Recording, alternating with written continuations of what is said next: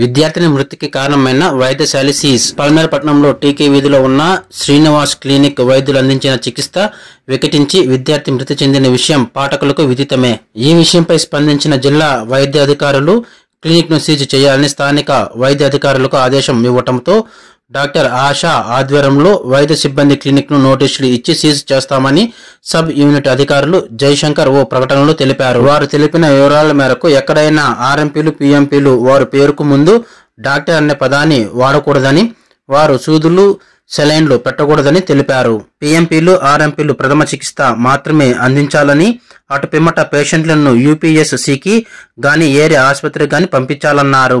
అలా పంపించిన లేని పక్షంలో అటువంటి వారిపై చట్టపరమైన చర్యలు తీసుకుంటామని హెచ్చరించారు. అనంతరం మృతురాలి స్వగ్రామమైన నల్లగుట్లపల్లిలో వారి ఇంటి వద్దకు వెళ్లి మృతి చెందడానికి గల కారణాలను ఆమె తల్లిదండ్రులను అడిగి తెలుసుకున్నారు.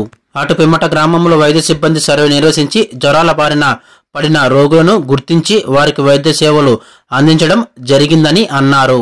ఇక మీదట ప్రజలకు ఎటువంటి జబ్బులు ప్రబలినా వెంటనే యూపీఎస్సీకి గాని ఏరియా ఆసుపత్రికి గాని వెళ్లి వైద్యం చేయించుకోవాలని కోరారు. ఆర్ఎంపీ పిఎంపీల వద్దకు వెళ్లి ప్రాణాలను మీదకు తెచ్చుకోవద్దని పిలుపునిచ్చారు.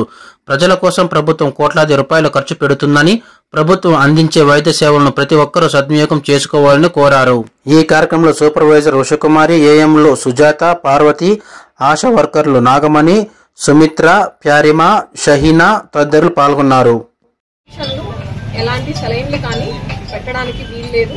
ఫస్ట్ ఎయిడ్ వర్క్ మాత్రమే చేయాలి, అంతేకాని ఇంకేది చేసే రైట్స్ వాళ్ళకి లేదు. సో దయచేసి కాస్త ఎథిక్స్ అనేవి కాస్త ఫాలో అయ్యి జనాలకి ఇబ్బంది కలిగించకుండా ఉంటే మంచిది. అలా చేసిన అలా క్రిమినల్ కేసే అవుతుందండి. ఎందుకంటే వాళ్ళకి ఎలాంటి డిగ్రీ లేకుండా ట్రీట్మెంట్ ఇచ్చి దానివల్ల బాధపడుతున్నారు కాబట్టి ఖచ్చితంగా వాళ్ళ మీద పోలీస్ కేసు తీసుకోవడం, జైలు అవన్నీ కూడా ఫైన్లు అన్నీ కూడా ఉంటాయి. సో ఎవరు ఇలాంటివి చేయకుండా ఉంటే మంచిది.